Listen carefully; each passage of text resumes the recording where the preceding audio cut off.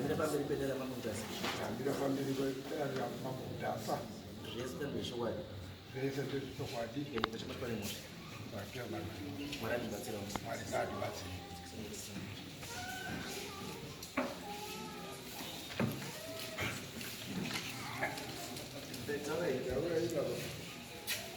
Mambo ndaya kuno nenyaya yangu nemukomana wangu none andishunguruzi mwana wemunin'ina wangu namba 3 kubva kuna wangu. Nyaya yamba kuti tatangane ndeyekuti tatangana ngenyaya yeminda. Takamupa munda wekuenda kogara. Zvino akasvika akaenda kotora wana tete kwachigodora kwaunza pamunda ipapo asina kunditaurira. Ndochimubvunza kuti wawatora sei? Ndikasaiwa uyu akafanira kuya kochengeta mwana wangu jetu. Uyu tete akaenda kotorwa abve kwachigodora kuya kochengeta jetu kamwana kake kasengezvizvizvo kwabva atanga kuwaka. Ndichibva ndanyarara hangu ndikati zvaawaka mumunda make handina kana shungu nazvo, ndomborekera chibhora zviri kudini zviri kufa pasei. Tizoti tigare gare richibva atanga bongozozo futi nekuti mukomana wacho zinodimbuka nebongozozo rakanaka. Waya nematemo nenyi nehanzvadzi dzangu wadotonditema ini ndau zvikazi mwana wako ari kunyenga mwana wangu iyazvo.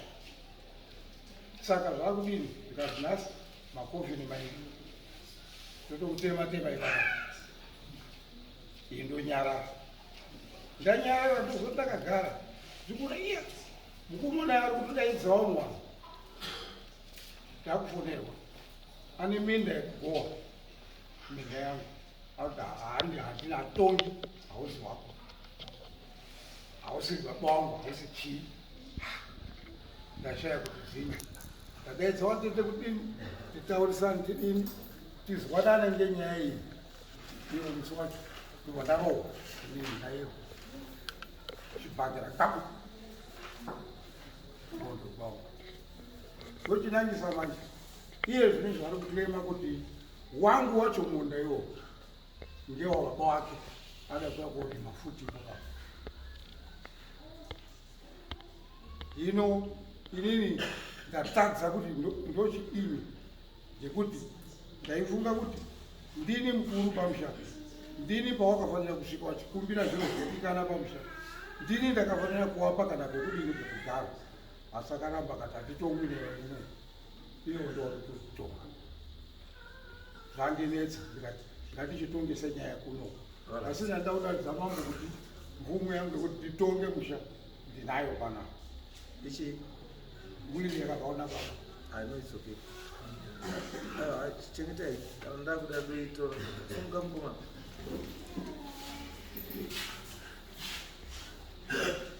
Okay.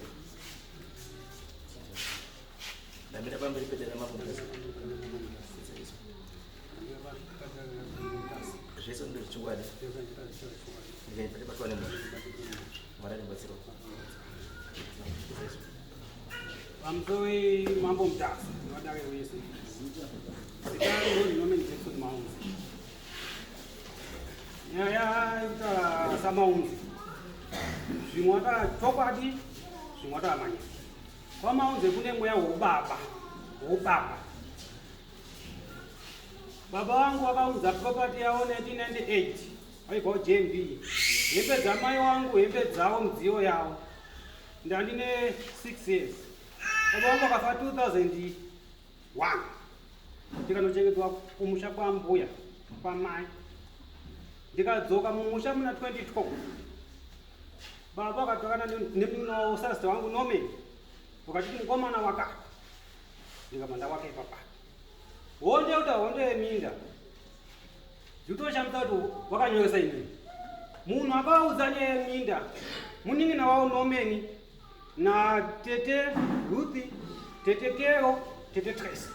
Mushure mekunge mwana wavo Joji Maunzi ndaenda kubasa kumandara uko akauya kumba because akanoki mabhinzi pane munda paside pembe akauya zvikanzi maini ndipo kisi nemakumbo mukomana hapo bandorarama nei ndane nguva mukadzi chi akasohora akaenda mukadzi akanodza tete Tracy vanofuna pamba chito akachengeta nyaya kusvika ndauya musi wakapinda negejo anaodza kuti akadzoka zvikanzi mukutsika chibage changu zvikanzi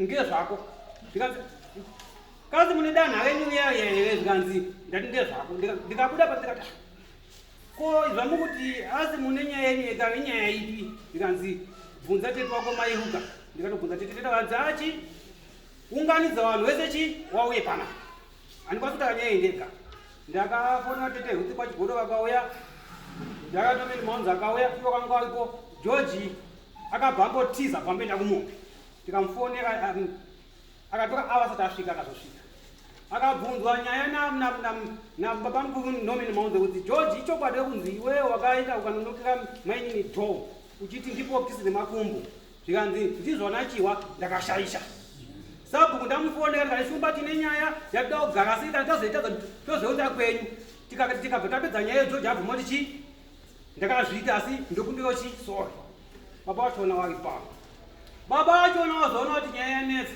nekuti wana tete wakabva wagara pasi nemunina wavo ndinyauta kuti isusu pana vazoda kunetsa ngati pane nechi mabhanda because ngomana akushandisa mukana wekuti akunoki mabhinzi chi kumundo yeti mundo ndewadhengi ndika baba wangu inini wakapwa 2 magondi oti 1 2 wakati because kuti akubva pamonde nderangu inini vechiti 1 2 ndeacliff pamusha pawagere babawa ndipe mukupana mudiki anonzi Godi akashaika ane amwe akanonzi Jabu 1 2 achona ndoadhina baba wangu inini indakanobvawe pazasi pachona baba Nomeni ndikati kuti ngomana tsvaga waya uise boundary kuti Joji asasokrose kuenda chi kononokera mukadzi wako inini kwangu ndakaisa waya fishi akaisa waya pake ndo pandiona samwe zvinzi inini ndikabva nemunda ndina basa navo bamambo mazuva here kana wakakwanisa kutengesa zvipfeko zvamai wangu zvemukati nemapitpot nemapoto nemidziyo nemibhedha ine vanhu vakuya kwandiri kuti nditi zviko zvamai vako zvekuti netsa kusvika ndikafonana naseku kumasvingo ndikati kuna vanhu wakatengesewa hembe mapoto mubhedha nemawardrobe nabangu bredman wakuya kukwadiwa chititi toita sei nazvo zvinhu ndikati ona sekuru ndinokwanisa kutsvagire mari basi mouya moita sei mobvunza pasha wenyu kwete kubvunza inini kana inyaya yemunda ngavatore mambo andipasa nawo munda paiwowo pandigere papapo pakakwana iyi nyaya yoda kukavha mwana wawo akuenda achonokera mukadzi wangu to zvisinei kana iwo waine mweya wobaba ngawachitora nemukadzi wacho nemunda wacho wadhori its fine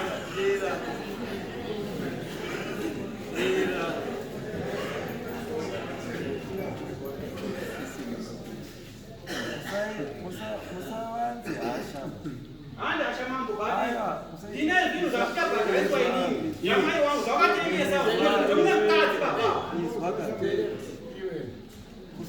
usaite emotional nyaya aizozwiko handiti isusu tati kuda kuti uzive toti uzive nyaya yekuti chekutanga uyu hasi mukoma wako kana kuti munin'ina wako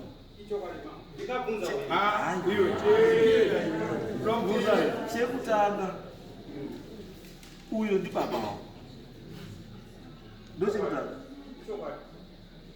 uyu ndi baba wako baba wake haasi baba wako baba wake ndi sekuru wako property yamuntu kuti yakashayiwa haina kushayiwa property yababa wako iproperty yababa wavo yauri kutaura iwo kuti ndiyo yakashayiwa yakashayiwa between iyeyu Gradman ikashayiwa nani na Nomeni na who is the other one na Cliff nani my brothers ani not my brothers ani ako titesa nini meaning kuti estate ya Solomon. Estate ya Solomon mabeneficiary acho ndi Gladman na Norman na Cliff nani na Dennis. Iwo titeseka don't kubatsira ngazorasika. so what it means now kuti our share estate yani ya baba wao wana wa Gladman wachaitawo mabeneficiary kushare yani ya Gladman. Wana wa Solomon pawasori wa Cliff kushare ya Cliff. Wana wa Norman kushare yani ya Norman. Wana wa Dennis kushare yani ya Dennis. Wana wa Dennis hawaiti mabeneficiary ku estate ya Gladman. Azviti titezani but chandiri kuona manje pamuri chamauya nacho kudari handiroda renyu mauya nedambudziko reminda asi nyaya chaicho haisi yeminda. Nyaya chaicho ndeye kunokerana usiku nekunyingirana wakadzi.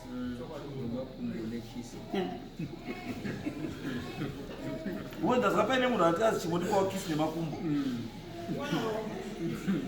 ndinoga ndikutaura kuti ndochii ndo nyaya iyoyo. Nyaya haisi yechi yemunda because iwo uri yazoziva paunotangira nepaunogumira ende baba pautanga kutaura pane chinhu wani chandateerera chawati iwo mwana takamupa munda wababa wani. Kana munhu akapiwa munda wababa wake wamunda wani anoita zvaanoda nemunda wani haachauyi kwababa mumiri kutaura zvekuita because mamupa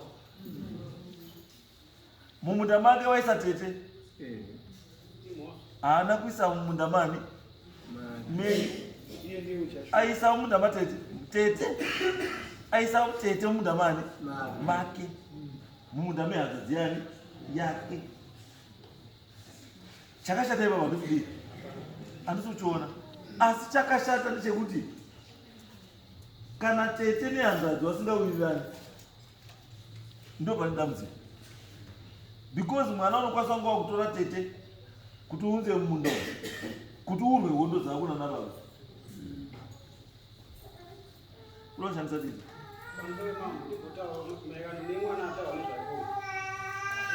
inini mwana uyu chedze chitowanga zitenge mwana wangu chetawa ngone mwana wangu anditi mwana wangu akazva aine mbuki panapa ndikaenda kushosha wafanira kuenda ndokandibatsira mazuva mwana wangu ndikaona kuti inini ndakava mukadzi wechi2 hakwanisi kuita sei kuchengeta mwana wangu ngenditi tete wauye papedyo nemwana wangu tionere pamwepo.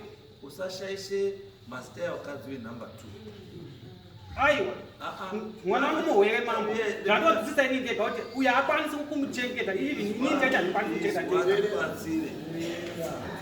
kuti kana uchitaura usataure uchidemonize vamwe vanhu because varume vari panapa vese vana vakadzi 2 vamwe 3 vamwe 4 saka iwo ukamira pamberi apo uchiti vakadzi vechipiri vakwanisa kuchengeta mwana wemukadzi wekutanga uruti ivi nyange ari murwere handiti tete yako yakaenda kuchikoro chekuchengeta varwere tete akaenda here kuchikoro chekuchengeta varwere akafuma asipo tete ari kuchengeta mwana wako ndiani why uine so much temper natete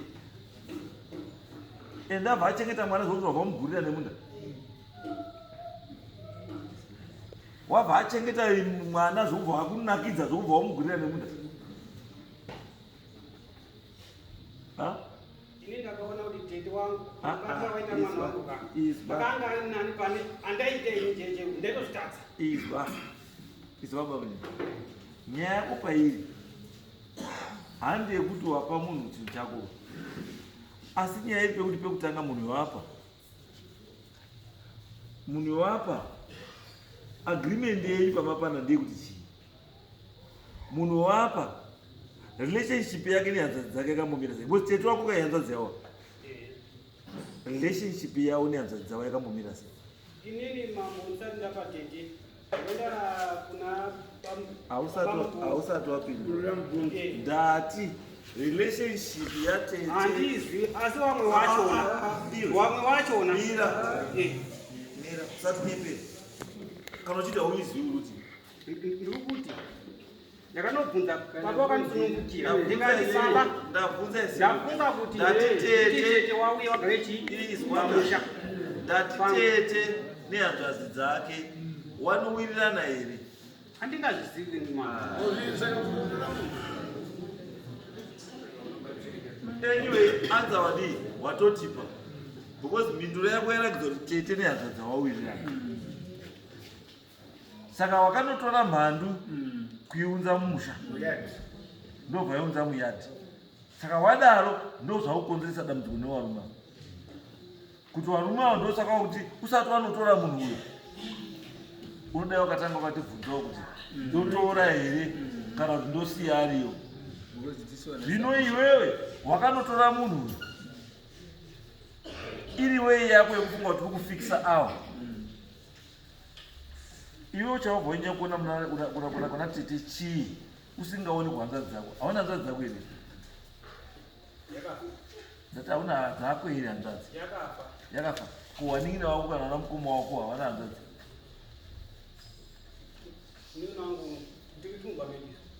muri tu ndati hakuna here hanzvadzi kwababa mukuru kana kwababa muna hamuna hanzvadzi tete uyo ana makore mangani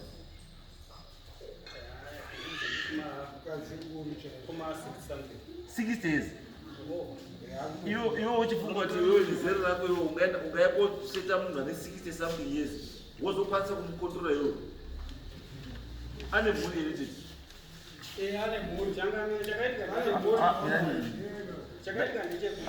pindura mubvunzo tati mhuri yakakura sei anoona dambudziko rauita nderekuti teteka handiti atori newana wakatokura kudarika iwewe 60 years ka it means anofanira kunge atori newana watori wakuru kwauri but saka iwewe chinhu chakakukwadza inyaya yekuti ukatora tete ukamuisa apa wakomana uchakusapota uri kusouth africa ivi nyengo rasikana atiuramba ndati iwewe handiti tete anga akaroorwa akaroorwa saka ndobva wabvisa tete kumusha kwake kwaakaroorwa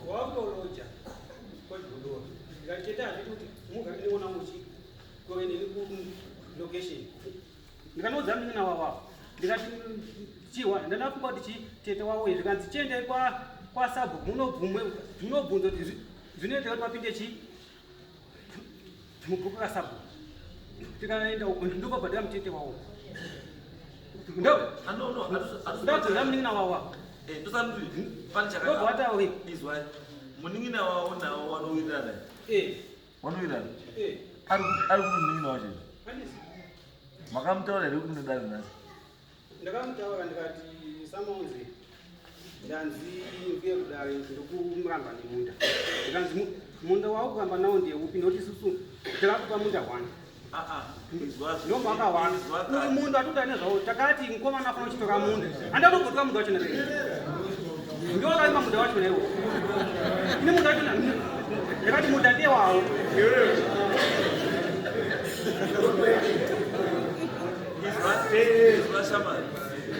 tati handika uri kuona here baba munini wauri kutaura naiye aifanira kunge ari kutaura zvawakutaura izvo muno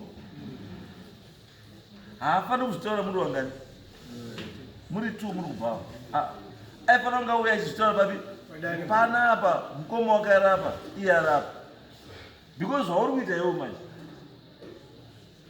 waakuti mukoma nemuningina wasawirirana because iwe waenda kutora muningina natete uyu asara yagawo apa wambomuchaya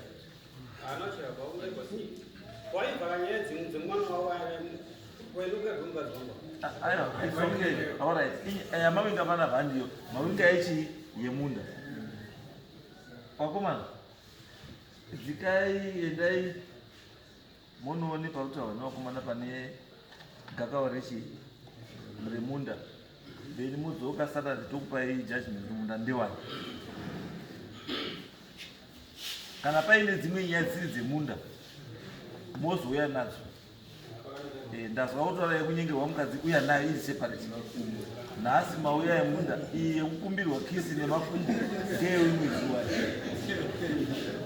Right, endai.